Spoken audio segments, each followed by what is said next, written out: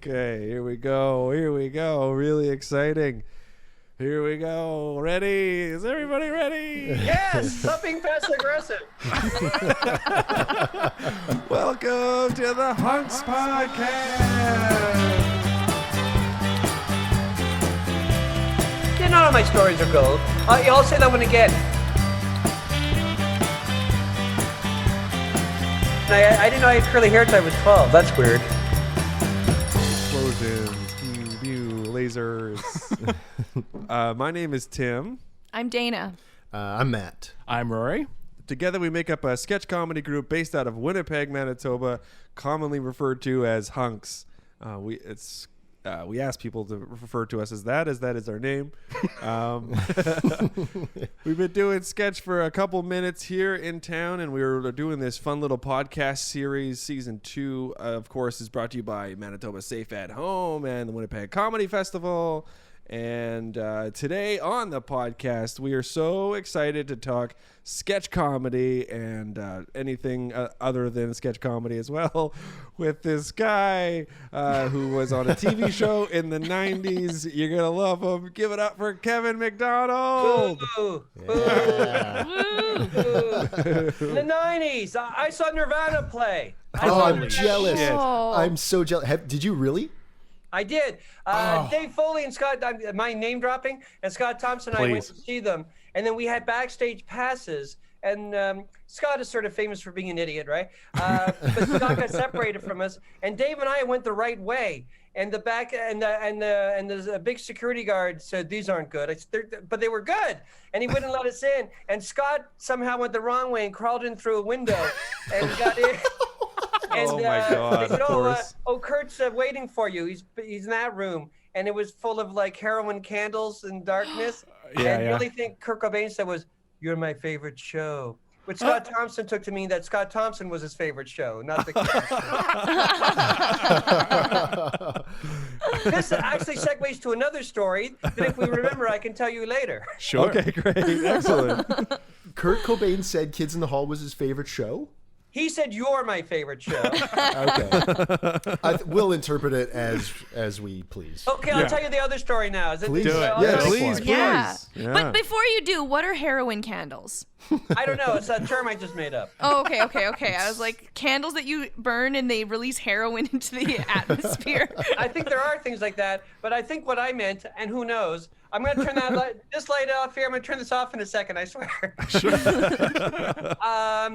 That it seemed like he was taking heroin and it was kind of dark and the candles were. I think that's what I meant. I don't know. Oh, Yeah. okay. Yeah. I'd imagine. There's See ya. some candles that you turn on and they just put you in that mood, Yeah. Too Also, dark. heroin was like the first essential oil, Yeah. Yes. Think about it. Just dump a little bit into your shower and get it all steamy and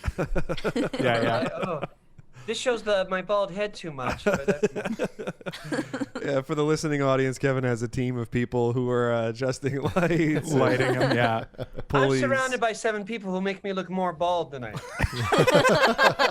They're just laying their hands over his forehead. Yeah. Have the money, man. Spend it on things like that. You gotta spend it. Of course, I was being silly with your introduction off the top, but Kids in the Hall, you've been on Mad TV, Friends, Seinfeld, Guilty. Comedy Bang Bang, Arrested Development, so many great You TV have these shows and memorized, right? movies. You're not reading them? That's right. And of course, tomatoes, cucumbers, lettuce. Oh, sorry. Shopping list. You were in shopping list. It's going to be dark, but I'm going to be bright. That's just the way it Yeah, is. we can see you just fine. Yeah, I think you look totally great. fine. Yeah. Sorry for what was your other story? The segue from the heroin candles. Oh, yeah. Well, this was in 1994, if that means anything to you. And then a few months later, the Kids in the Hall were on tour. And during that time, where he told Scott Thompson he was his favorite show, Scott said, "Well, we're touring and we're playing Seattle." And Kurt Cobain said, "Here's my phone number. Call it." He didn't say call me. He said call it. By the way, it was a great show, Nirvana, but you could already tell that he wasn't enjoying it. He gave it his all, And then 3 songs he died, and then he gave it his all.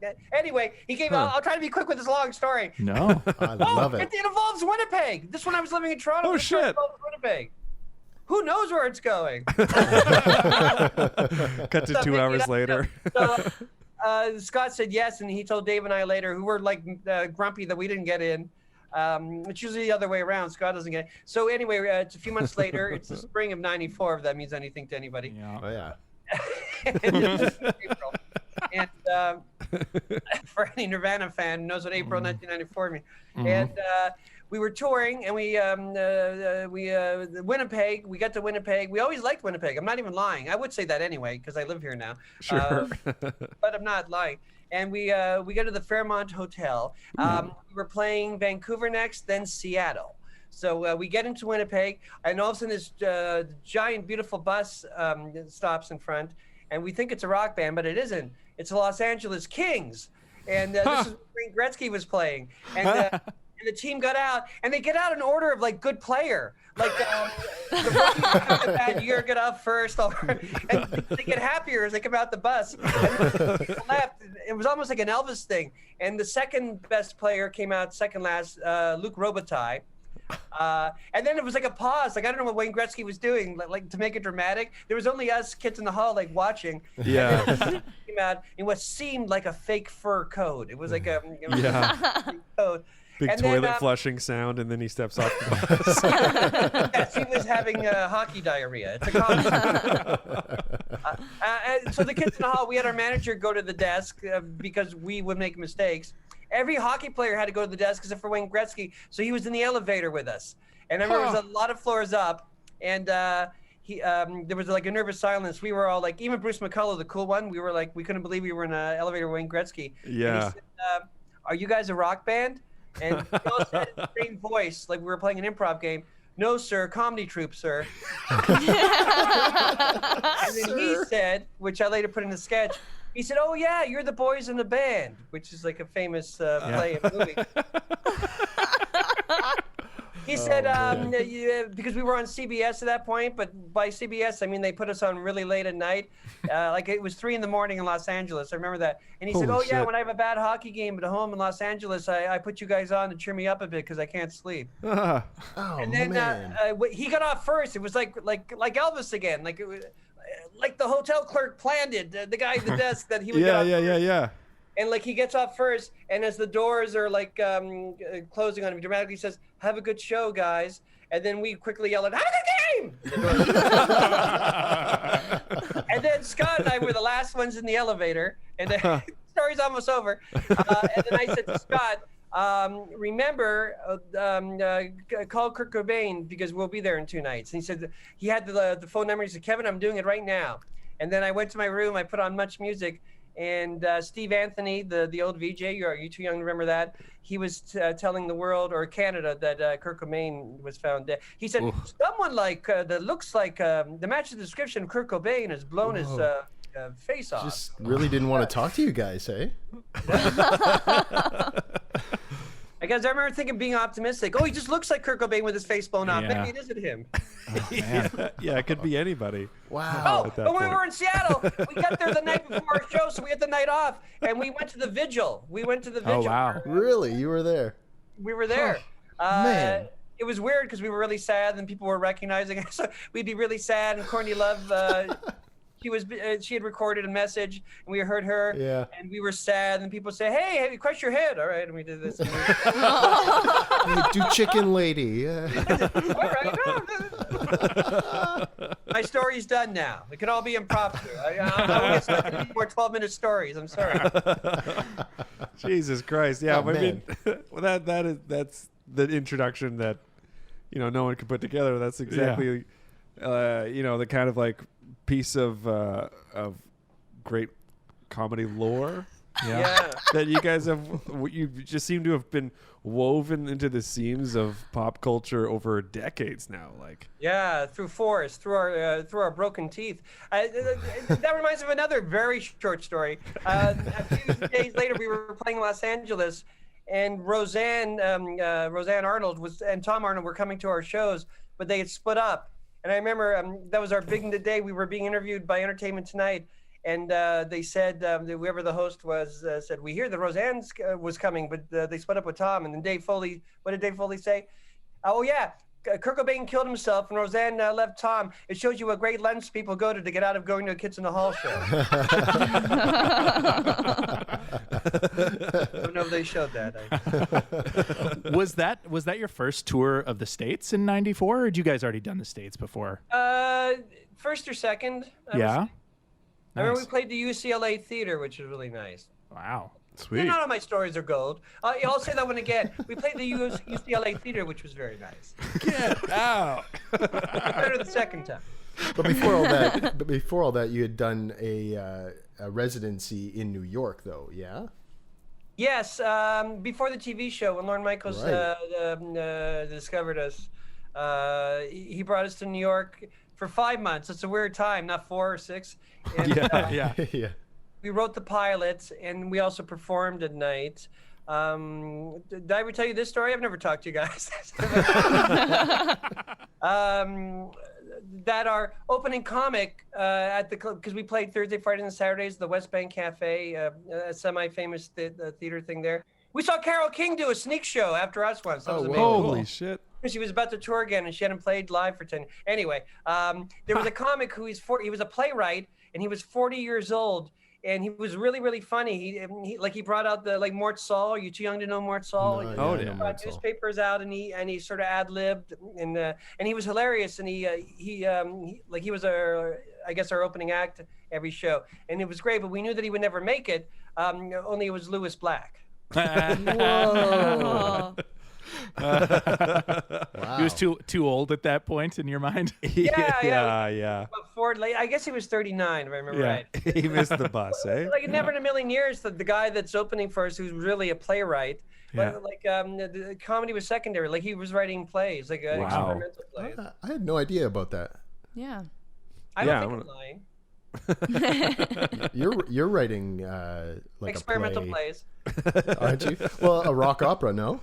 Yes, I wrote a rock opera for my podcast, and then I've done it live 4 or 5 times based on a true disgusting story that happened with Dave Foley and I. Don't assume the whole world knows who you are, Kevin. Right, Kevin, I'm sorry. And I'm writing so many things now during this past year. I've added 5 more songs. Oh, that's great. Really? So it's now a 60-minute rock opera instead of 45 minutes. Oh, awesome. So it hasn't been staged in its entirety yet, though. Not the new ones, but I've done the everything 45-minute version. Oh, okay. Nice. Do you sometimes... A disgusting true thing really happens, but people, I guess because the music makes it sweeter for more sugary, and then they don't attack me ever. Yeah. It's just a little water in the apple juice. A little water in the apple juice, yes. Too much. Is that like fulfilling a past desire? I find that comedians always want to be rock stars, and rock stars always want to be comedians. I was about to say that to you. Every comedian wants to be a musician. Every musician wants to be a comedian. Yeah. The Black Crowes in high school were a comedy troupe at first. For real? For real. No.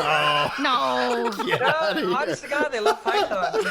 We became friends with them because Wacky Black Crows. Friends with them, but we really liked them. And then and we liked their music as a guilty. We were supposed to like the Pixies and Camperman, Beethoven, and the Replacements.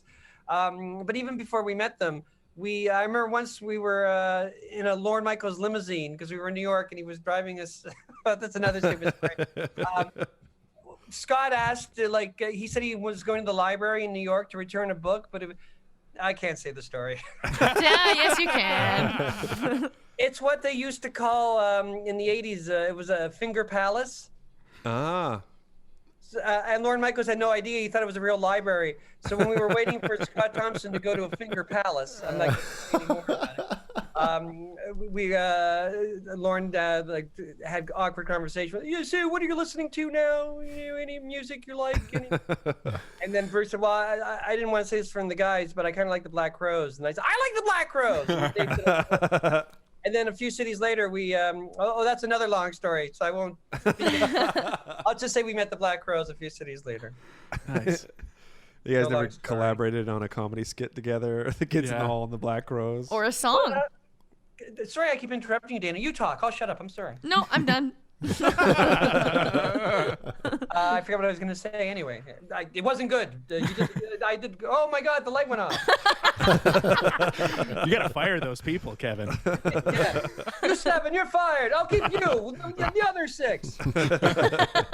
Here's another Lorne Michaels music story. When we were there during that time in New York, the 5 months in '87. Yeah. You mind me telling boring stories? Love it. No, man, please. This is gold. He lived in a Central Park West apartment, sort of like Buffy and Jody in Family Affair. Is this reference too old? It's too old. I don't know that one. I don't know it. Buffy and Jody. Buffy, who later became the Vampire Slayer, right? I'll lie and say yes. And he had like the whole floor, and you could actually see Central Park. And we'd done a show, and I was tired. And he put on Simon & Garfunkel album from the '60s, and he passed a joint around, which I didn't partake. But everybody else was, even Bruce, who doesn't like that either. He was doing it, and he was talking about movies, like old movies. And I fell asleep. And when I woke up 5 minutes later, I actually heard him say, you know, and then sound came to the movies in '29 and revolutionized the whole affair. I always loved that he said affair. Oh man. Well, I mean, we don't mean to keep just like pimping you into story after story. I know. No, like, I'm pimping myself. I'm sorry. Okay, great. It reminds me of an old story. Yeah, we love hearing whatever. I mean, one thing I was wondering about was like you guys. I mean, you guys were and are huge. You have legendary status, but I was wondering like you guys are You Cult? Cult legendary status. No the way. Rocky Horror Picture Show have come. No, they were way bigger than that. But you guys are open about having fathers who struggle with alcoholism and stuff like that. You mentioned that story just now, like passing up on smoking a doobie in that cool New York apartment. Was having that kind of like a background and seeing families struggle with alcohol one way that maybe you guys were able to keep that fucking train on the rails somehow? I mean, with the four of you, or somehow, like we did all have drunk dads. Scott's dad was even worse. He didn't drink a drop. He was just really angry. Yeah. Mark's dad was like a diplomat, and he was more of a okay bad dad. That he just was never there. Right. Even emotionally, he was never there. But Dave, I can say now because he's quit drinking. Dave had a drinking problem that almost went off the rails. That's what you were fishing for, wasn't it? Yeah. Which Dave one of had you a drinking struggled?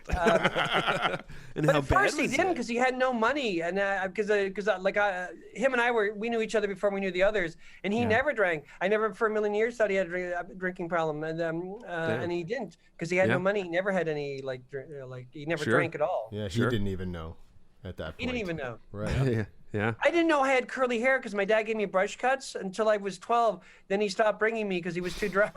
It all ties in. And then my hair grew, and I didn't know I had curly hair until I was 12. That's weird. That's a long time to go. Yeah. I got my curly hairs around 12 too. Okay. I didn't put the S on. I didn't. My hair had no S. Have you've avoided COVID haircuts? Have you taken a stab at it at home or anything like that? Or well, I promised the kids in Hall that I wouldn't die before we're filming our new show in a few months. Yeah, right. We wrote That's it when right. it hit. We were in Toronto, and it hit, and then we had to write on Zoom during the day. We were writing by ourselves in the afternoon anyway, but we couldn't have that hour or two in the writing room. So we met on Zoom, and then we wrote by ourselves in our lonely apartments, or some of them live there. Some lonely houses. There's gonna be a lot of songs, a lot of sketches about loneliness and isolation. Yeah. Old men staring out the window. Nothing says funny like that. Yes. Yeah. So what's your Now we're filming it in a few months. That's all. I'm sorry. Yeah. Nice. Oh, nice. no, nice. that's fine. Yeah, that's really exciting. So what was the process? So everybody's sort of individually writing their own ideas, and then the idea would be bring it to the group meeting, and you all sort of bang out the details? Yeah, like we write every project. I hate to say the word project.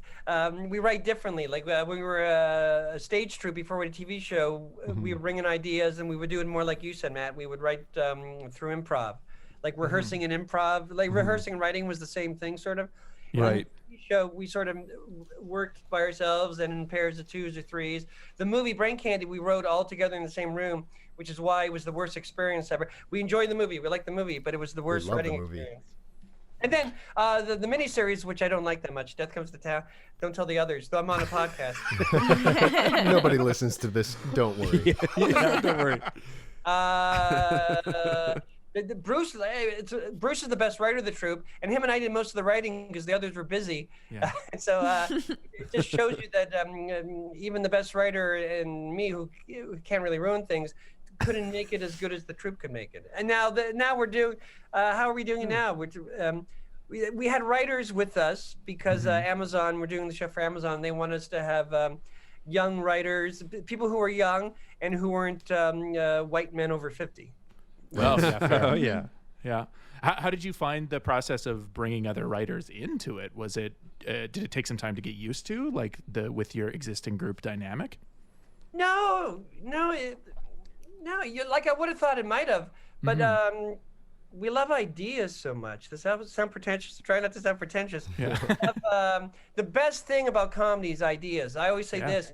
The second best sensation, maybe you'll agree with me, you're a comedy troupe. The second best sensation in doing a comedy sketch is when you perform it for the first time and it goes over well. But the best sensation is when you first think of the idea. Totally. Yeah. Yes. Yeah. This is my hit single. This is my Smells Like Teen Spirit. Bring your band back. Yeah. And so we just listened to all the ideas. As it turned out, we picked all our own. Is that true? It could be one or two. Well, some of the writers definitely co-wrote with a couple of us for sure. Yeah. I was a lonely guy in my apartment, so I wrote a lot by myself. I find that the ideas don't come like they used to. But I had so many old ideas, and also like the first 2 hours. First it was in the writers' room, then it was on Zoom. What do they call it? Blue skying. Did you know that writer's term, blue sky? Where you just the sky is blue. You have the whole sky. You come up with ideas, and that helped me a lot. And a lot of ideas, like half ideas, I brought in, and people helped me. And then I would write them that afternoon. To me, this is heaven. To work with them for 2 hours and to leave them for 7 hours. Right. My own apartment. I need 7 hours to write for 3 hours. And, or 4 hours, and I could sort of do 2 sketches a day. Though there's a lot of bad sketches as a result of that. Yeah, that sounds like our process. We kind of make each other laugh for a couple hours, and then take it away. divvy up assignments. Yeah. And then trade them around sometimes. Do you guys do that? Trade sketches back and forth a bit? Well, I take my sketches to the bus stop and I trade them to some guy for something else. We have, Monty Python, they, a lot of times the funny person didn't write it. The other two wrote it. Which is Kids in the Hall, 99% of the time, the funny person wrote it. Or our other two writers who we still have nowadays, Norm Hiscock and Gary Campbell, who were in the troupe before they split up right before Lorne Michaels. They split up with the troupe right before Lorne Michaels discovered us. And Gary and Norm was there for the writing process, but he's busy. And Gary's sort of like our showrunner now. They're nice. like, the term, the fifth Beatle? Are you too young to know the term? Oh, yeah. They're together. They're the sixth kid in the hall, Gary and Norm. Nice. And we had like 5 or 6 young writers that were very excited to be with us. I hope we treated them well. Yeah. I I'm bet. afraid that Scott's going to say the wrong thing and cancel us. He's the guy. He's the one that would get you guys He's the one canceled. that's going to do it. Yeah. Well, He's like always now, pushed boundaries. I He's can't always... tell you because I'm being podcast. Yeah. Next time Big when the world's podcast. normal and I see you at a club, I'll tell you what I'm about to tell you, what Scott's complaining about now. Okay. Well, we'll just get him on the pod. And He'll just say it. You guys good at fighting with each other? Do you guys fight a lot in a good way? Well, we used to, when we were young. I mentioned it before. Do you know the group Camper Van Beethoven? I'm familiar-ish. They but got a lot better, but their most famous song is, that's a fun song, Take the Skinheads Bowling. No. Anyway, they're I don't great. know it. Yeah. They made a comeback, I guess 15 years ago. I guess that was it. It wasn't much of a comeback, but it was great. The album was great. And they were a rock and roll band with a violin player, and the violin player said, because they were famous for fighting, and the reporter in the LA Weekly asked them, because I read it, I wasn't there at the interview, I read it, and they said, you guys still fight? And he said, if you're in a creative group in your 20s, it's your job to be an asshole. But now that we're in our 40s, it's your job to try your best to go around being an asshole as much as possible. So we do that. Though Scott Thompson is in the group, and sometimes it isn't possible. He caused two of us to storm out. Not me. I never get so upset that I can storm out because I'm used to my drunk dad. My drunk dad was vicious. He chased me around with a steak knife, like a butcher knife. And Scott Thompson's worse. He doesn't have weapons. It's just Words. Just his words, yeah. Oh, I love him. If he ever hears it, of course I love you, and I'm half kidding. Of course. Half kidding. I think that's good. That's important. A little bit of friction helps the creativity. He wants to fight all the time. And if you do fight, and a good scene comes out of it, he says, see, we need to fight. And I say, yeah, you could do it that way, but also we wrote 7 other great scenes to this one where we didn't fight. And isn't that a better way? Look, no one's crying. It's like sometimes it works. Yeah. Yeah. I had another an amusing anecdote, and then I forgot it, and the show died. See, you need my boring story. I think we were all just thinking back to our last fight. Yeah. I fight a lot because you're trying young. to decide who won. I'm with Scott here. Oh Yeah. you think the? Are you the Scott of the troop? I think I might be. I'm also, but I'm not the most self-aware guy in the world. So who knows? Well, I think you just like fighting, so. All right, that's look, not- this is not about like Kevin, fighting. not me. Tim and I did a stand-up tour like 10 years ago, I guess. Yeah. And I went to Toronto, and he talked me into staying in his place instead of a hotel. And we had trouble. Like he was going to do stand-up, I was going to do stand-up, but we wanted to end with stuff together. And we had a horrible, horrible fight about the ending. And I was considering just going home and canceling the tour. And I said, I can't talk to you right now. And it was his apartment, which is weird. But I walked into it was long enough. I walked into the bedroom I was using. And then I thought of what he just said as a fight. And I thought of what I just said. And then 2 minutes later, I was going, Scott, I have an idea. Why don't we pretend to have a fight at the end? And then you say this. And instead of Scott saying, I don't want to talk to you right now, he got pen and paper and said, yes, keep going. And he wrote stuff down. And, he felt and that's the time that he said, see, we need to still fight. Right, yeah. We could have come, we don't have to. I'd rather cancel the tour and not have a good show than because the only thing that saved it was that we thought of a good idea and now we just remember the laughs of the last part. Otherwise, it would have hurt our relationship for a while. Yeah. Thankfully, you guys are. That doesn't always happen. I don't always go in the other room and make me think, and the fight makes me think of a good idea. That's Matt. So I wouldn't. All right. Matt's getting ready to fight you on that. That was lucky. That I thought never interact. Why don't we pretend we have a fight? And it killed every night. And every night we had to reenact our fight. Yeah, but you guys are good actors. You could pull it off. Yeah. My favorite line isn't a laugh line. Did you guys get this? It's sort of like when I watch Spinal Tap now. My favorite, I've seen it 40 times. My favorite line is when the guy in the hotel clerk, when they call him a twisted old fruit, and he says, "I'm just what God made me, sir." So good.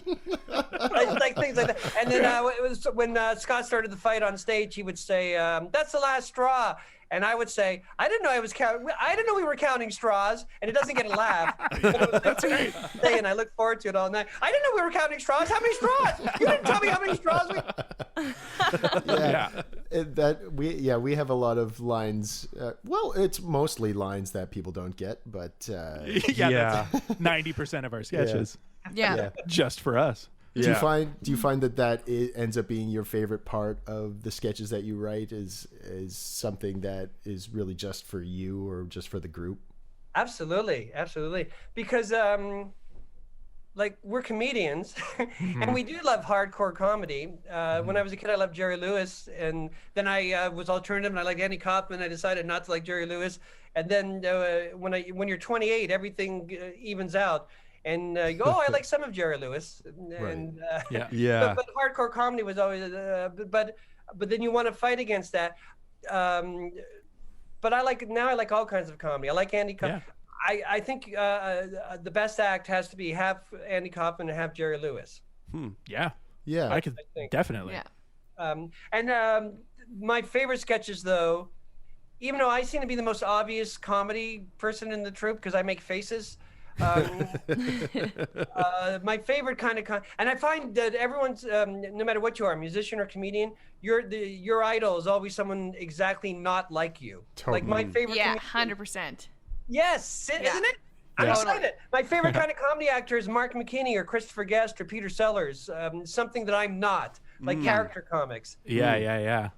But what I was saying is that I find my favorite comedy is comedy between the cracks. That you sort of find by accident. Bob Dylan said his best moments in his albums were the accidents. And, if you're together all the time, it's the accidents. Like the straw thing was like an accidental ad lib. That becomes my favorite thing. It doesn't get big laughs like things like that, but it's. I always also say comedy is a game of inches, and those are the kind of inches that adds up. Yeah. I have a gray hair floating in front of me. Get it. I'm trying. Don't go my apple juice. I guess I wanted to make it a big glass, so it would last the whole podcast. That's why I didn't want it too sweet, but now it's like not sweet at all. Oh no. I didn't mean to shame you on your juice Well, no, size. now you got me thinking about my disappointing apple juice. You're in the right. that could be a line that could be really cherished. You got me thinking about my disappointing apple juice. That's a good name for a comedy troupe, disappointing apple juice. We're disappointing apple juice. Can we have a suggestion of a first line of dialogue? Kids in the Hall, like the TV show that you guys did, I remember it. Pushed boundaries. I believe it was in the 90s, right? Yes. Yeah. Pushed a lot of boundaries. I mean, you guys weren't really holding any punches per se, and it didn't seem like you were going for like the political jugular or whatever. You were just like, you were doing what you do and talking about the things in your life or whatever. But are there any moments from doing the TV show or any sketches or whatever that stick out in your mind where you look back on and you're like, oh, we were a little off the mark there, or like things you like a favorite moment or a sketch maybe you wish you didn't put in? There's probably some, but I don't remember. I know there's a few that we weren't allowed to do that I'm so glad we weren't allowed to do. Oh yeah. Oh really? Yeah. Can I say one? Sure. Yeah. Yes. You'll be pulled off the air. Just You didn't do it. We're so. here against all odds anyways. Yeah. This isn't actually going out to any kind of broadcast. This is Yeah. just But for our ironically, personal archive. Ironically, it is government mandated and Yes. sponsored. Oh, good. Well, I'm about to please the government. It was Dave's idea. I gotta say that. Dave and I wrote a bunch of things called career-ending moments, where like he, where he thanks Hitler when he wins the Oscar, and I'm his agent, and he comes off stage, go, I won. I go, you thanked Hitler, and he goes, well, I won the Oscar. You thanked Hitler. That's a great premise. Yeah. And we had a bunch of others, but then we wanted to do another bunch, and then even Bruce wouldn't let us do it. Dave came up with this idea that we were like a Simon and Garfunkel folk rock band on Ed Sullivan in '65, and we ended our career by singing a song called, here I go, called Sex with Children, I think it's okay. I do it every day. But, thankfully we weren't allowed to. Well, that's like that hits something that's true of that time, where there was like singer-songwriters with #1 hits called My 16-Year-Old Girlfriend, you know, in their 30s. Like, yeah, Sweet Little 16. Chuck Berry, and She's beautiful, and I'm 34. Yeah, maybe that's what Dave was thinking. Dave thought of it. No, I'm the evil guy that said, that's funny, let's write it up. Now we couldn't do that. There's a bunch of things we can't do. We just had, they had a lot of time to think during the pandemic because we wrote everything, and then the pandemic. So we're going to try to write a few new things because they took out 7 things is what I'm saying when they realized we couldn't do. And The 7 sketches you can't do on television. Yes, exactly. George, what's his name? Carlin. And 5 of them I don't mind because they're Scots, and they were that great. One of them is like a thing we've been doing on tour for the past few tours that is sort of like, I think would be a Kids in the Hall classic scene where the 5 of us wear wedding dresses. Yeah, we okay. talk poetically about the, have you seen that? Yeah, I saw it. I wear a wedding. It's just easier to hail a taxi cab when you wear a wedding dress. It's just like when I wore it at her wedding, and like because they had before we started writing, they had a big meeting at Amazon. 19 creative people who weren't that creative. Sure. And they had a big talk whether the Kids in the Hall would be allowed to play women, and they decided to be allowed to play women because that's what we did in the 90s, and we could get. We disappoint people if we didn't, but it was discussed that we couldn't wear a dress if we weren't playing a woman, so they cut that scene. Oh. Huh. Couldn't wear. Interesting. Yeah. Weird. Because of the time. Yeah. I wrote a joke in a sketch where I have 2 cats, and I wrote a sketch that got in about a lonely guy. All my sketches are about a lonely guy. I live with a family, but I was living in Toronto for a few months writing. 2 cats that plan to kill me. I see their plans, like their intricate plans. And then 2 cops come and they say, "Oh yeah, could you just grab the cat? Yeah, we're after this cat." Anyway, that they say, "Oh yeah, this cat usually goes after lonely men, usually asexuals." And I thought that was like a funny in between the cracks kind of thing, but we're not allowed to do that joke because apparently there's a group of asexuals. I thought I was making something up, but there really are people who say that. Yep. Oh yeah, people A who friend of ours don't want any of it. I know, there are but you. people like that, but I didn't know they labeled themselves and admitted. Right. Oh yeah. Sure. Yeah. Like, how do you get that approved? Like, it's not like you're punching down on asexuals there. It's just it's a nice little bit of detail. It's always fun for a comic. Yeah, it's a little detail, but it's I don't gone. know. Yeah. I'm not going to fight anymore. I just want to be on the show. And then the other sketch they didn't pick was a really good Dave sketch, though I understand, where he, and it's sort of reminiscent of another scene we did where he's a doctor who finds a cure for cancer, but the side effect is that homosexual people stop being homosexual. And the press conference, people, are you saying homosexuality is a disease? No, I'm not at all. But remember, I cured cancer. Oh, you're an evil man. But I cured cancer. But that scene was cut. Yeah. Like in 2021, we understand nobody complained except, of course, for Scott, who didn't write it. But that's part of what Kids in the Hall was pushing those boundaries. You know, in that's some ways always they're good. Yeah. They're trying to get us for to be sure. like we were as much as they can, but also they're afraid of their jobs and they don't want to upset anybody. Yeah. Sure. And you guys aren't footing Thankfully, the bill, we're old, so. and except for Scott, we all understand. Wedding dress is the only one that really kills me. Yeah. I was supposed to host a show in Winnipeg before the pandemic. It was a fundraiser for John B. Duff. You think, Ron Lynch came up. He's now like a Winnipeg type legend from his He comes all the time, and I always have to be one of his shows. You always have to. I love him. But it was supposed to be the idiot show that I would be hosting, and then they got a bunch of complaints. You can't use the word idiot anymore. So they changed it to Tim Foolery, which admittedly is a better name than the Idiot Show, sure. But geez, I just didn't know the idiots were getting together. Like, I understand. Like in the 90s, the Kids in the Hall, we were on HBO for 3 years, then CBS. And CBS was like HBO because nobody saw us because we were on at 3 a.m, as I said earlier. And we were on HBO. And CBC was cool. They let us do whatever we wanted. Because the head of CBC, Yvonne Vasson, who was great, was also a protege of Lorne Michaels. But anyway, HBO, the whole thing was they wanted us to be edgy. because HBO's tagline was, "This isn't TV, it's HBO." So they wanted us to. But I want you to. We never tried to be edgy. No, sure. We wrote square scenes. We wrote disgusting scenes. Whatever we thought was funny. That was the only rule.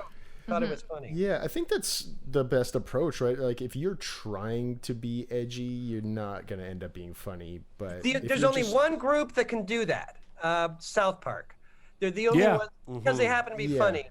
Yeah. But again, I think they're doing just what they think is funny. I think they try to shock, but they get away with it. But I agree with you. If you 90% of the time, if you try to shock, it's not going to be funny. It just looks forced, but it doesn't ever look forced with South Park. It doesn't with South Park. Yeah. Yeah. Mm-hmm. That's just how they're funny. I guess it's not forced because that's just how they're funny. Like I said, we're as vaudevillian as we are like dark. Yeah, very dark. Actually, looking back on it, there is a big dark streak to the Kids in the Hall. Scott wrote the best dark comedy sketch ever, I think, where he was a cop. No, he was an actor playing a cop, surf cop, and it was like a Tom Selleck kind of guy, and he was a closet homosexual. Yeah. And he was really hiding that he was gay, and the whole scene was really funny. You see him pick up a young street hustler played by Bruce, and he pretends, hey, he's like my protege, like Batman and Robin, and like obviously he's having sex with him. But the funniest thing ever was the ending of the sketch where he dies, and he's at an open casket, and people are at his funeral going, I heard he died of AIDS. And then from the grave, you see Scott go, cancer. And he's hiding the truth from his grave. To me, that's like 100% exactly what comedy should be. It's as funny as it's dark as it's sort of important. Yeah. But if you try to write important stuff, then you're dead. No. Yeah. But if it comes out if it's like gas, if it like sneaks out, that's the best kind of important, sneaky important stuff that you don't know that it's important. Yeah. I don't think Scott did. Maybe he did. I don't know. Yeah. Just a stinky little squeaker. Yeah. A little gas squeaker of importance. Yeah, one of my favorite Kids in the Hall sketches is the closing sketch on the first episode where you're all sitting around a fire and you're reminiscing about a friend that passed away, and then you just slowly reveal that you all killed You all killed him. Piano wire. Piano wire. It's so keep good. cheersing to Yeah, him. like we're behind we're at a outside there's a fire and we're drinking beer. It's very neat. Yeah. And at the end we go to good friends, Yeah, to good yeah. times, to ritualistic murders. And that's why I think Bruce is the best writer. That Dave and I wrote it with him, but it's Bruce's idea. And to me, the brilliant part of that, and I can say brilliant because it's Bruce's idea, is the disconnect. We're genuinely sad that Reg is dead, but we all killed him. Bruce reminds Jack Handy is a writer like that. No one can think of ideas, I think, in my opinion, like Jack Handy. Whether you like the scenes or not, Bruce McCullough and Jack Handy are similar. That nobody could write that. Come up with ideas that they do, like the unfrozen caveman lawyer scene. I love, who would think of that? That's like brilliant. Yeah. There's nothing more tragic than seeing a family ripped apart by something as simple as a pack of wolves. I gotta see the sketch again. I haven't seen it before. Even Toons the cat. It's like it got famous, but it's a weird idea about a cat that drives and then drives him off the cliff all the time. Yeah, that was recurring. Yeah, it was recurring. So it made it seem like it was more commercial than it was, but it's a weird idea. Yeah. So you're calling Winnipeg home now for a little bit now, eh? Well, yeah. I guess I'll be back and forth. Well, I'm sure the show will be canceled after one season. But the back and forth, only how many of us? 2.5 of us live in Toronto, and I'm not doing a bad joke because Mark's in Los Angeles half the time. Right. A superstar, though. Am I allowed to say this? I think it was just canceled. I think he told me that. Oh, really? Oh, that's too bad. I could be wrong. You know what? Maybe I'm making that up. Yeah. Maybe he told me that he thinks it might be and it wasn't. I forget. Yeah. Don't listen to me. We didn't do a show with Bruce McCullough by any means, but we did the Toronto Sketch Festival, and we were like the opening act for his show, and he was just talking about getting out of L.A. and moving back to Toronto. And he at did. that He's time. in Toronto. Yeah. He's in Toronto. Good, right on. And he's the like director, producer, showrunner of Tall Boys. Tall Boys, yeah. Picked up a 3rd season. I can say Yeah. that, I think. Oh, yeah. Oh, right on. Great. I didn't even The hear second that. season, they're just halfway through them showing the episodes. Yeah. Yeah. Yeah, it's a great show. You can check that out on CBC Gem. Stream it. If you can believe it, you can stream it. That's a free tagline for CBC Gem if you're listening. CBC, don't give it away. Don't give it away. We can charge for That it. should be famous. Yeah.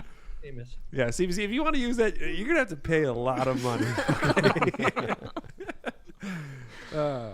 But yeah, I mean, you've been through a couple winters now here in Winnipeg. Yeah, and this one was really crazy. Well, it was great. It was amazing. And then the 2 weeks of Yeah. like I walk my dog Alaska a lot. I'm going to walk her after this. The other family members also walk her. I'm not the only one. I'm not saying I'm a hero. Oh no, that Uh-oh. high quality internet seems to have stopped and failed us. Oh, Oh. weird. Hey. Hey. I There's paid two so of you. much money to get this like 500 meg. Yeah. I never had trouble. There we go. Can I bore you with what it is? It's because for some reason we have 2 networks, and it keeps switching to the basement network, and I'm on the 4th floor, and I never moved this computer, but it keeps switching to the other network and giving me. Weird. Why do you have 2 networks? Is this a common thing in Winnipeg? Do we have 2 networks I think don't think so. Yeah, I don't know. per house? No, Yeah, very weird. I only have. The I've one. never heard of it. I think you might be getting pranked. Yeah. Crazy. I never had troubles, and we start Kids in Hall Zoom meetings again tomorrow, and I know I'm going to go off. And the thing is, they really rib you when you're off. Of Yeah. course. Yeah. I mean, I'm part of it when I'm like on, but Look at this idiot. He doesn't even have internet. I should call them and ask about this. That's what I should do. Oh, but the CBC radio thing said that you can only be out for 8 minutes before frostbite starts, but I forgot, and I was out for 20 minutes, and frostbite did not start. Oh, good. Oh, Right. that's Well, great. What are we giving so much money to the CBC for?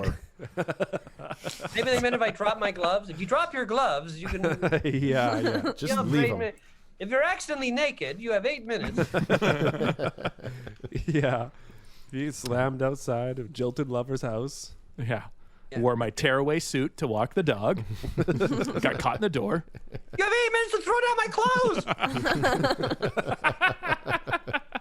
Take your time. Yeah, it's not a big rush. Hey, 8 minutes is a long time when you're watching the clock. Yeah. No, you got time to go to the bathroom. No, not that. I don't want to wear that. It makes me look fat.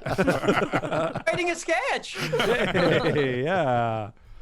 I got one more question to ask you, and then we'll get into the 2 truths and a lie segment. Okay.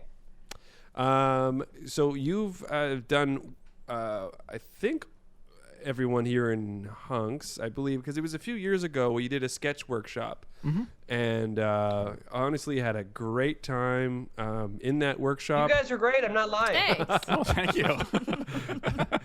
I don't know how sincere that felt, but I meant it. I just have trouble saying things sincerely. I loved the process. I really enjoyed it, like creatively working with the group and under your tutelage and whatnot. I know you've done that in a few festivals, a few cities and stuff like that. Does like working with kind of a newer generation of sketch comedians and having ideas being thrown around and kind of being in that creative process, did that lend itself to keeping your like sketch writing chops sharp when you came into the new question. season of Kids in the Hall? Yeah, because I was touring around for a while doing that, and for sure. And it's funny because at first I fought against it, but way before I taught you guys, and all your ideas were great. I remember thinking that. For the first couple of years, I was ready to hate every idea. Yeah. Oh, bad comedy. That's sort of just the way we were when we were young, the Kids in the Hall. We were pompous and we hated every idea of other people that weren't in our troupe. Yep. And that melted. and that was a good thing for me. And I like ideas. I like ideas now. I like ideas. And I've been doing Zoom workshops just to keep my what's the saying? Toe in it, foot in it, hand in it, keep my leg in it. Keep your toe in the tub. Keep my toe in the tub. That will work. Keep your hair wet. Keep my hair wet. Head first. Keep my... And I forgot what I was going to say about it. The last few workshops, I've loved every idea. Also, there could be the chance that I'm just like getting bad and old and liking everything that I'm good. And here, I'll end the question with this. I hear so many ideas. Well, a year ago when we were in Toronto, I started writing a sketch idea, and then I realized I wrote it. I was into it, and halfway through, I realized it was an idea from I was writing it totally different. Sure. It was the same idea from a student that I had subconsciously stolen it, and I'm afraid of that. I mean, I was lucky that I picked up on it. Yeah. But I could see me writing the whole sketch, the troupe liking it, then realizing and not telling anybody. Yeah. The parrot is dead when we return it to the pet store. Yes. I always thought it would be funny if we did a tour and we were like pretending to be like rock stars, and we did a sketch like Chicken Lady and it killed, and we go, thank you very much, and now we're gonna do a cover for you, and then we do the dead parrot. Yeah, the thing be is, it's hilarious. conceptual, and I don't know what to do. Do you just do the whole dead parrot sketch? That doesn't seem good. Like something's gotta happen. Really take it for a walk. Yeah. Yeah. Or do a medley of covers. Do a medley of covers. Yeah, Somebody don't even does get to the payoff. Yeah, don't even get to any of the punchlines. Okay, so any But we're gonna do it reggae. And somebody Amazon's does like, a- oh no. All right, we ready to play the one and only game in the podcast? Thank God. It's not a game that harms me. Some games I have trouble, but this is okay. I like This is okay? Good. Matt, do you want to explain to the listeners what this game is and how this game works? Love to, Tim. Two Truths and a Lie is a game we love to play on the Hunks podcast where one of us says 3 statements, 2 of which are true, 1 of which is a lie, and it's everybody else's responsibility to guess which is the lie. And so helping us out with that this week is Kevin McDonald. Kevin. Yay. Hi. Hi. So do I do the 3? That's what you told me, right? Yeah. Yeah. Give you 3 statements and then Do I we'll... just say 3 things, or do you interrupt me in between? It doesn't matter. I'm cool. I'm hip. Whatever you want. Rory's going to try and interrupt you at least. I'm gonna Okay. I'm gonna ask a question and then they'll shit on me because I'm not allowed to ask questions, and we'll go from there. Good to know. Thank you.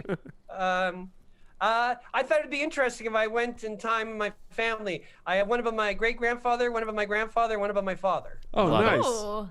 All right, here I go. My do I say true or false? No, you just say them as if they're all Okay. true. Yeah. Yeah. All right. My great-grandfather in the 1920s invented what they called the pay-as-you-enter. So when you go on streetcars and trolley, the thing that you put the money in, that was called a pay-as-you-enter. Now, I don't even know if it has a name now. So that's number 1. My great-grandfather invented the pay-as-you-enter. Okay. Okay? Wow. My grandfather, this may not be so impressive for young people, well, even for people who know it. My grandfather, let's say, was a lawyer, let's say.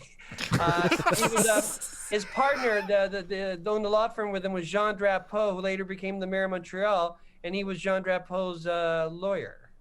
Oh. Okay. Oh. And number 3, my father, the drunken dental equipment salesman, won the Chicago Cup 4 years running for selling the most amount of X-ray machines in North America. Wow. Whoa. Okay. wow. In North America. In North America. It's called the Chicago Cup. Yeah. That's huge. Wow. Chicago Cup. Or is it? Might have I been better a not be Denver like Cup. the Boston Bowl or something. Yeah. That's a tricky one. Okay, so the first one is the pay-as-you-enter. The second one is The representing... lawyer, the mayor, Jean Drapeau, Lawyer. who got the Olympics in Montreal, and he, that's true. Look Yeah. that up. Yeah. And he broke the city. He bankrupted the city, making Olympic Stadium. I feel like the second one is false. Because you've said multiple times that it might be false. I think I think that one is true because I do know that you were born in Montreal. Mm-hmm. So having family ties in Montreal, I'm gonna say, and I want the pay as you enter to be true too. I'm gonna say the third. I kind of want it to be false because what a great lie. Yeah. Really good actually. lie. Yeah. I'm going to say the first one was false, and it was pay as you leave. That was pay as you exit. Well, when you see 20s movies, they do pay as you leave, don't they? Do they? Yeah. Maybe, but that was before. Maybe that's a lie. That was before they put sound in the movies, though, and changed the whole affair. Yes. Yes, Lauren. I'm going to say the Chicago Cup is the lie. I think it was the, the Denver saucer or whatever Tim said. Right. Do I tell you the truth now? Yes, please. Yeah. The lie was the Chicago Cup. He only won it 3 years running. Oh. Technicality. Oh. I thought it'd be interesting to do a technicality. Yeah. I love it. Love That's to still see a lie, right? I haven't Yes. cheated. Oh yeah. Absolutely. That's how I do it all the time. You played He won it 3 years 18. running, and he started putting a swimming pool in our backyard. But then he became a super alcoholic and got bankrupt, so we had a hole in our backyard, which sort of signified what was going on inside the house. Yeah. No. That's a funny story. Thank you. Good night. 3 years running. But according to family legend, he invented the pay-as-you-enter, and I know that my grandfather was the law partner of Jean Drapeau. Do you guys even know Jean Drapeau? I don't. No. I know a guy named Jean who has a chapeau. That's him. That's it. Oh, that's the guy. That's the guy. So how did they get on the bus before the pay-as-you-enter? I don't know. There must have been some more complicated systems. Just call in a tab at the end of the month, or Series of funnels. Yeah. Pneumatic tubes. Maybe you just paid the driver and he had to stop and organize things. He has one of into his those pocket, belts give you that, shot out quarters. Like at an arcade. Yeah. Wow. Also, my drunken father told me that my family was on the Mayflower. And then years later, when I was reading my 8th book about surviving alcoholism, being a child of an alcoholic, they said families that have alcoholism always lie and mythologize about their family. And they give one shining example is they always tell their children that their ancestors were on the Mayflower. Comma Kevin. Wow. Kevin McDonald. I couldn't believe it. That's it. They tell me the Mayflower. Wow. Another comedy, a piece of dark comedy gold is in Brain Candy when there's that scene back where you play, I guess, your father and there's the child and you go into the house and then there's a gunshot and then ow, my foot. And another gunshot. Ow, my other foot. Ow, my arm. Oh, ow, my first foot. When we first shot it went on for 10 minutes. Nice. Of course it did. Yeah. Oh, my neighbor's foot. That's the one time in the movie where I got to sort of be me and do something silly dark. So Yeah. funny. That's what I like the silly dark. Yeah. Jerry Lewis and Andy Kaufman. Yeah. Was that a fight to cut it down from 10 minutes? No, it wasn't. No, we had to cut. We had to cut. Yeah. They Had just let fun me go on the on and day. on because I guess I was being funny. But here's something. But just say, Kevin, stop talking. We have to go. But I think this is interesting. If you like Brain Candy, which I do, though it bombed, but I like it. That's great. So good. And Kelly Macon, our director, who's also directing half the episodes on our new show, Nice. and a genius. He when he cut the movie, he wanted to show us. He said that before he showed us the rough cut, we went to the editing room and we were excited. We had popcorn. I remember Scott and I had popcorn. And he said, "Now, guys, just because it's fair to you, this is going to be edited a lot, but we wanted to show you the whole script. So this is the movie, the whole script." But he said, "But I warn you, it's 2 hours and 45 minutes." But because you probably want to decide, want to help with the cuts, we were showing it to you. And I remember halfway through with my popcorn, I'll never forget, I leaned to Scott and said, "This is better than The Godfather." And then an hour later, I turned to Scott and said, "This is the worst movie ever." They should release an Irishman length cut of Brain Candy. Yeah. Yeah, but directed by Martin Scorsese. Yeah. And now we're old enough that they made us look young again. Age everybody down. Yeah. Age everybody down. Queen's Gambit, did they take the actress and age her to be 13? I know she's not the 9-year-old, but they sort of age her to be 13, doesn't she? I don't know. I don't know. It looked like her. I just thought she looked young. Like the but she actress acted like an adult. I don't know how old the actress is. She's amazing anyway. Yeah. Whether she starts when she's a teenager or not, she's amazing. I'm enjoying that show very much. It's Like so that good. scene when she's kicking that guy outside the restaurant. She just looks like she's in her 20s. Even though can't she's lift playing her arms. 13. Yeah. Excellent. I give up on shows very easily. 1 or 2 episodes. Oh, yeah. I gave up on Schitt's Creek after 2 episodes, but Dave Foley told me I should keep watching and he likes it. I don't know. That's what Yeah. I found with Schitt's Creek. I had to give it. I gave up after 2 episodes. Then I gave up after 4 episodes, and then I think it was the 6th episode that I was like, oh, okay, I get it. Yeah. That's what Dave said. Yeah. said. Yeah. Also, Stranger Things. I keep trying, and now I'm 3 episodes in, but I just don't like it. I Oh, was a then you movie won't usher like in it the anymore. 80s. Don't Yeah. do I it. won't like anymore.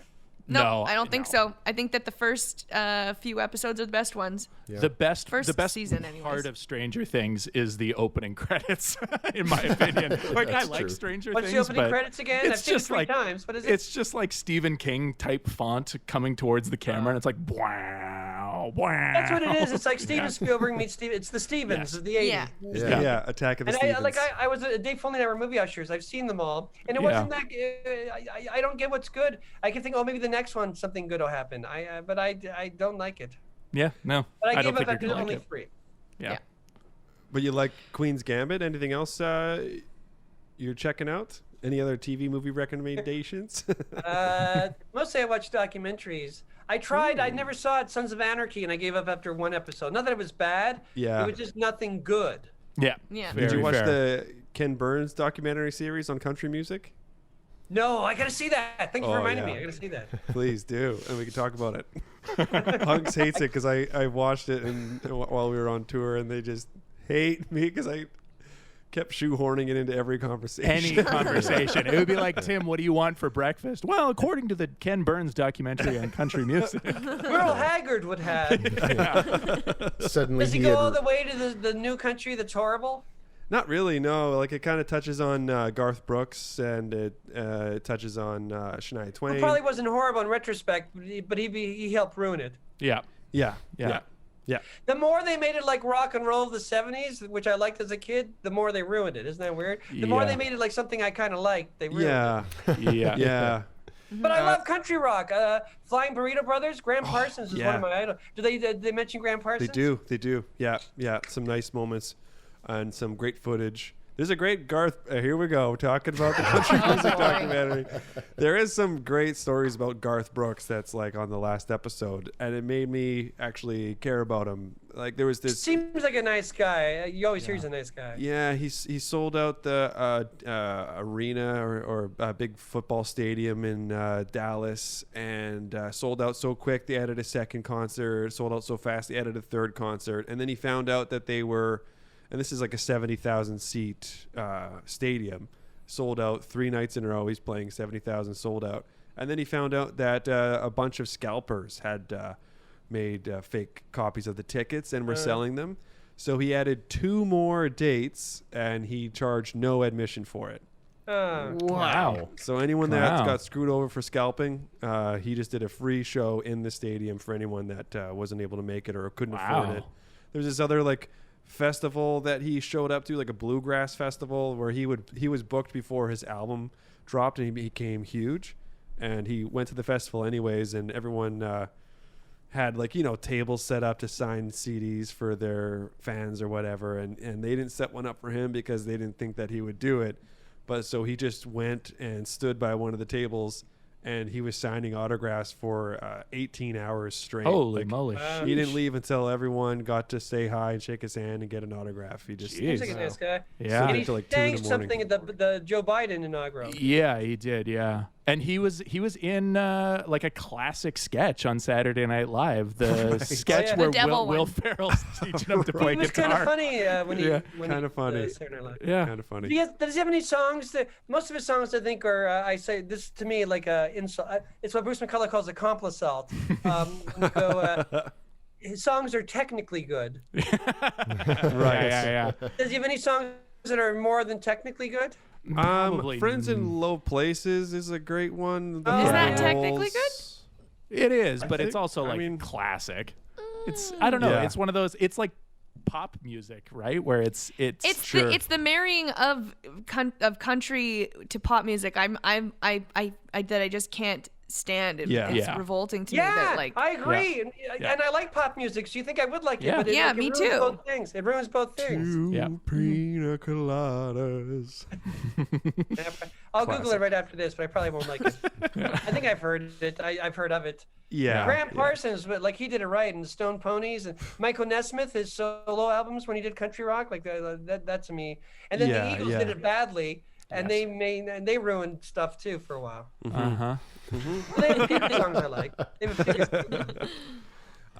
So we're kind of Yeah, getting, you can tell me to leave. I'll leave now. No. Don't worry about me. no, there is one other segment on the podcast that we play, and we'll hope that you'll oblige us. Kick the old guy off. Is that it? Yeah, we're just gonna try to find ways to ruin your internet. hacking. No, for On the right network now. for season 2 of the podcast, each episode we're taking turns amongst the hunks to pitch some sketch ideas to the group. And then we get to shoot them down, or usually we start yelling at each other. Yeah. Have a fight, storm off in other rooms. Yeah. Come back with a good idea on how to Especially you. end it. Yeah. Oh yeah. So this week, Matt has some sketch ideas to pitch us. Yeah. Okay. I can just quietly listen. Sure. Yeah, please. do whatever you want. But also, you can also talk. Yeah. Yeah, that's right. The option is there. I understand. Yeah. Yeah.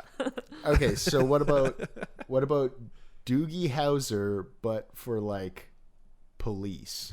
So like a super young cop. Yeah, super young cop, and like so Doogie Howser was like he was really interested in the medical profession, so he became a doctor. Right. This is just like a kid who loves guns. Yeah. They're like, get him in there. Yeah. That's And he funny. moves up the ranks fast. Yeah. Yeah. I'm trying to think. What if he was a genius prodigy is something that a child is good at? But I can't think of Yeah. Right. It's like the popcorn Sandcastles. machine. it. Yeah. Just pushing it. And then the straight man's going, but everyone's that age. It's good at that. Yeah, genius prodigy of patty cakes. Yeah. Got all the way to the baker's man part. Yeah. A prodigy of Simon Says, but this kid is 6. They're all 6. Everyone here is 6. He's I on think you stage. could go pro. Yeah, he's on stage at Carnegie Hall doing it. Simon Says. Carnegie Hall. Okay. So one down. Yeah.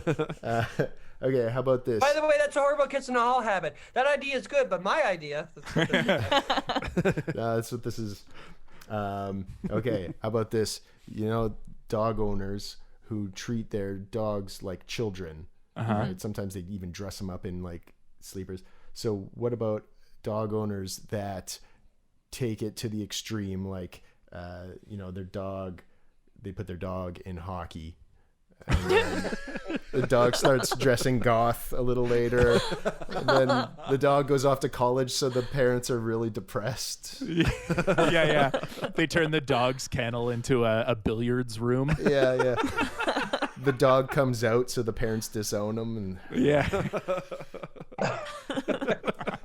That's funny. Yeah. I like it. Yeah. Sorry for saying it like I'm surprised, like I'm an asshole. No, I hope to take you by surprise. You ever think of doing a sketch show like animation? You could do stuff like that. Yeah. Right. I was thinking it'd be great to do like an animated sketch show where it'd be like a normal sketch show, but you do stuff for like you can do dogs without having dog trainers come. Right. Yeah, exactly. Because you can't really play it with somebody dressed as a dog. It doesn't work, right? It doesn't work. Yeah. No, you'd need like one of those Daft Punk dogs, like where it's really real looking. You know what I'm talking about. In a faraway shot when he's playing hockey, you could have a guy in a dog suit. Yeah. That's a good idea. Okay. Just to find somebody that looks remarkably like a dog. Yes. What about okay, it's the Hobbit. Okay, we're in their little Hobbit house, and the parents are talking to the younger Hobbit, and oh, what an adventure! But it turns out they're just like a weird family, and they're in New York.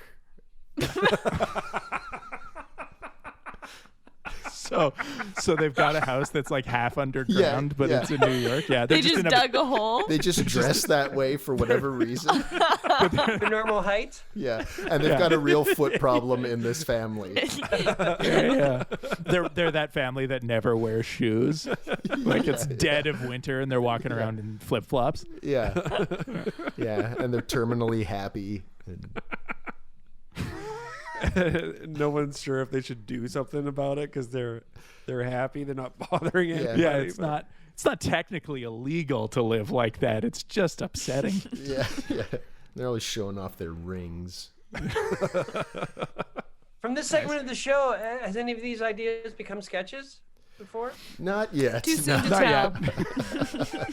We've only been doing it for like 5 weeks. Yeah. So, Yeah. This really is a dumping ground. yeah. Like it's good. Like don't think you're wasting them. These are good ideas. Oh, Yeah. Thank you. Thank Said the you. old man of comedy. Last idea. Okay. We kind of already stumbled upon it, but I was thinking, what about like somebody who's just barely a savant? Like one question wrong more on the test, they'd just be a regular guy. So just kind of a smart person. Because there's got to be a cutoff, right?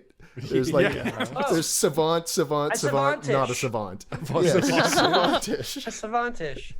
Oh my God! Do you know your son is a savantish?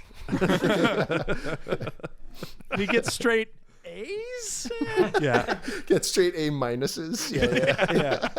Occasionally B plus, but nothing lower. He just sat down at a piano and played not a song, but something that might someday be a song. Music-ish. Yeah. He sat down at a piano and he knew it was a piano.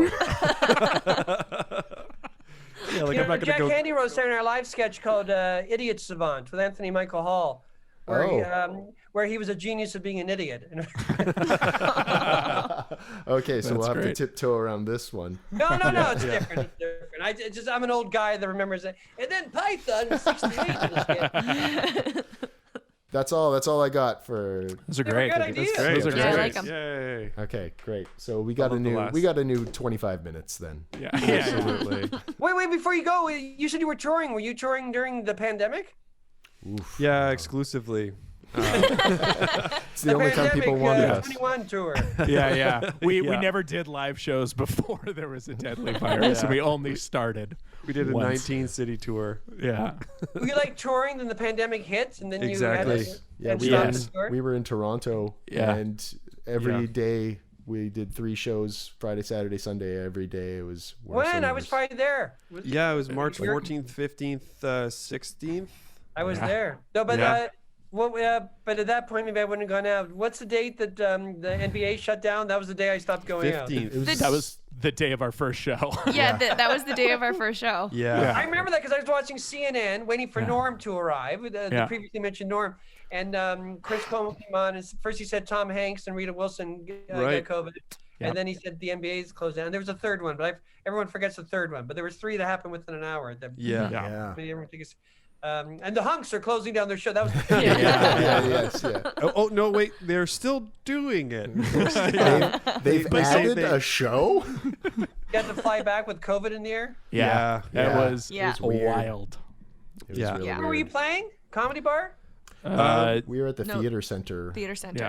Yeah. It's for the For Sketch his- Festival there, the Toronto Yeah. Sketch Festival. Yeah, Yeah. Mhm. Yeah, it was. We did. 2020 was shaping up to be, or one of our more aggressive like tour years. In January, we did Edmonton and Vancouver and San Francisco Sketchfest, and then LA, and Wow. yeah, then we Where'd you play in LA? We did Ron's show in LA actually. the Lyric Hyperion. Oh, yeah. No, I've Yeah. performed there. Yeah. That's where I did my podcast whenever I went Oh, there. nice. Oh, cool. Yeah. Yeah, that I've been really enjoying listening to that podcast. Seems like you put a lot of work into your podcast, and that's certainly one way of doing it. It's funny. It makes it- take me off the air. Yeah, exactly. The sketches that went well in my podcast, they're the ones that I reshaped and brought in for the first week of the read-throughs of the Kitchen Hall, and they all bombed. Oh, what? Really? Oh no. And it was my goal, and I thought I have to write new stuff, and then and that's the stuff that got in. What Yeah, about wow. the You can say goodnight anytime. I have things to do. Don't worry about me. Yeah, we'll let you go right away here. Just Yeah. like What am I 10, gonna do? 10 more questions. minutes? Yeah. In 9 minutes would be exactly 9. You could no, get off. That's fine. Well, you can't leave until you finish your apple juice. Double fisting your apple juice. I never liked apple juice, but this kind of superstore, it's the first apple juice I really love. Okay. That is not a sponsor. Well, I hope you get back to touring in the summer or a fall or whenever it's possible to. I hope. Whenever Yeah. it's feasible, Yeah. yeah. Yeah. Yeah. If you go to Hopefully. if you go to Toronto, if the world changes for the good in a week or two, I'll be in Toronto in a month for like till July or August. Oh, cool. Oh, wow. And you guys Right, are shooting filming. in Toronto. Nice. Cool. Hell yeah. Hell Is that yeah. going to Well, be a live studio audience? No, even though we did last time. It's funny, we were debating because all this stuff seemed like filmed stuff, and then the pandemic answered it for us. Well, why don't we Right. just film everything? Yeah, I guess. Yeah, it just makes it easier in this day and age for sure. Right. Tomorrow, this is interesting if you're boring. Tomorrow, we're having a Zoom meeting about the music. Do we go with one of the Shouting Men are dead, the bass player, though he was important to the troupe. I'm not making a bass player joke, and he was a nice guy. Do we go with Shadowy Men again, the people that are in music, or do we go something different? No, go with the same. Yeah. Go with the same. I think like fans will be disappointed, and we're supposed to Yeah. be cool and not care about that. The thing is, I would only disappoint the fans if I knew I was going to disappoint them because we had such a great idea. Right. Yeah. yeah. Let's play some Bach, Johann Sebastian Yeah. Bach. We had a really great idea and made that work. But if we just did it because we did it before and we want to be different, we're just going to disappoint people. Yeah. A great idea saves everything, but we have no great idea. Sure. My vote tomorrow is going to be do Shadowy Man. You can say goodnight at any time. I'll go walk. See if they could do like a dubstep remix of the Shadowy Man song. I do think we should do a version. No one likes this, so you won't like it. I'm giving you permission not to like it because no one likes it. But a version where we admit that we're old and the song is slow at first, and it's us like getting out of bed and stuff. Yeah. I kind of Then like we it. get going, and the song picks up. And the last third of the song is the way it was back in the '90s. Yeah. I love that idea. Yeah. Thank you. Yeah. Yeah. Yeah. Because I think that song and the rhythm of it and the pace of it lends itself well to that exact.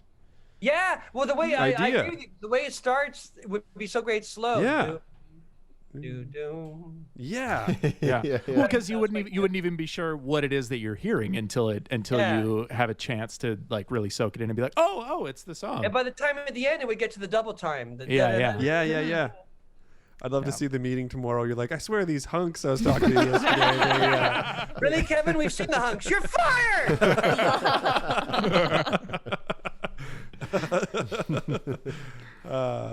Well, this has been an absolute treat. Thank you so much for taking Yeah, time thanks. out of your I day. had and being fun. on I'm the not lying podcast. this time. We had All fun too. right. Yeah, so much fun. Yeah. I'll come back and see a whole show of yours instead of just sketches of now. Then, when the world stops being crazy. Oh yeah. We'll put on once you get your vaccination, we'll put on a show just for you. Yeah, we should do a couple covers of your sketches. Yeah. We're gonna cover for you. Yeah. Do Citizen Kane. Don't do the sketch Citizen Kane. Do the whole movie Citizen Kane. So I'm sad. Don't worry, I'm not sad. I'm going to walk my dog. I'm good. yay. Keep your eyes peeled on Amazon Prime for some hot new Yeah, it's content. supposed to start coming out in the fall. If all five of us, if we all survive the shoot. Yeah. Yeah. I can't wait. Yeah. The director, I'm getting off, I swear, he's got to wear a visor, and he's Kelly Yeah. Macon, who I've known for like 25, 30 years. And there's one thing he always tells me, and it's going to be, because he looks a bit like Darth Vader, so it's going to be weird having a Darth Vader visor guy in between takes going, Kevin, can you bring it down a bit? You have to go and end. Goodbye. Check out Kevin McDonald's podcast wherever you get your podcasts. There's a great catalog of performances and shows. Very entertaining. Rory, where can they find the hunk stuff? You can find Hunks at Hunks Comedy on Twitter, Instagram, Facebook, TikTok, YouTube. All of our old video sketches are on YouTube at Hunks Comedy. And you can find us he's at... gone. Kevin hung up. For a bit, he was just ducking out. And you could hear Mid-plug. his glass like rattling, and then he just left. That's great. Hey, I don't blame him. This is the most boring part of the show. Absolutely. Yeah. But also check out our Patreon. Yeah. And if you go to hunkscomedy.bandcamp.com or anywhere you get your comedy albums like iTunes, Spotify, whatever the fuck, all of them, you can pre-order our first album called Mouth Beef, starting, I believe, tomorrow or the day after. When it depends when you're listening to this, but March 1st, you can pre-order our album. I think hear the first track already on Bandcamp if you go there and pre-save it or pre-order it or whatever it's called on that platform. And help us out. If you have listened this far, you're gonna like it. Yeah. Just buy it. What's it, $10? You get think you're $10. gonna like it. You know what? Even if you don't like sketch comedy, if you just want to hear what it sounded like when there was 100 people in a room, this is the album for you. Yeah. Oh, yeah. And stick around a couple more minutes because we got a brand new, freshly recorded sketch for you coming up. Yeah. Thanks, Kevin McDonald. Yeah, thanks. Yeah, thank you, Kevin McDonald. And shout out to Rusty Mathias, our beautiful sound designer and engineer who puts all the beautiful things on it and makes it sound nice. So that's it. See you next week. Right on. Bye.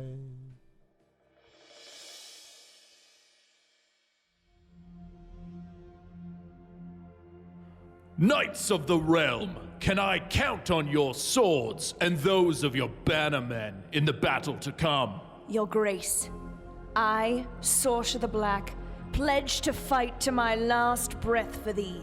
This I swear by the grave of my father and by my most trustworthy sword, Excalibur. Oh, you named your sword? That's pretty cool. My name's Blood Rider. So too do I, Stallion Heart, swear by my sword, Oath Keeper. Oh shit, is everybody naming their swords? I mean, everybody has named their swords, as expected, including me, Blood Rider.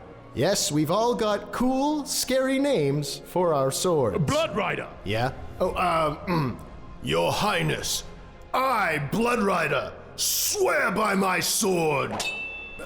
Brian? Your sword's name is Brian? No, that's my friend's name. I just got mixed up for a second. Your Grace, I swear by my sword. Jagged Little Phil? No, that sucks. Your sword doesn't need a name, Blood Rider, so long as it's pointed. Well, it has a name, so no problem. Okay, here we go. Your Grace, you have my sword. The Beatles. Fuck! What about Widowmaker? Yeah, sure, that's a good name for someone who doesn't have a name for their sword, but I do have a name for my sword because I just thought of one and it's actually better than that. And that name is... Vanilla Latte. No, that's a coffee. Pumpkin Spice. No, still coffee. Battle Turd? Bong Rip. T-Mobile. An Evening with Sharon Friends. Ooh, how about The Bank? A Package of Pens. Uncle Ron. Bone Daddy. Oh, that's not bad, huh? Bone Daddy? Can I count on your Bone Daddy, Blood Rider? Yeah, see, when you say it, it sounds like a drag king name. Blood Rider! Yep, fine. Your Grace, you have my sword, Bone Daddy. And my knife, Stallion Heart. No, that's that guy, right? Wait, give me a minute. I'll think of something.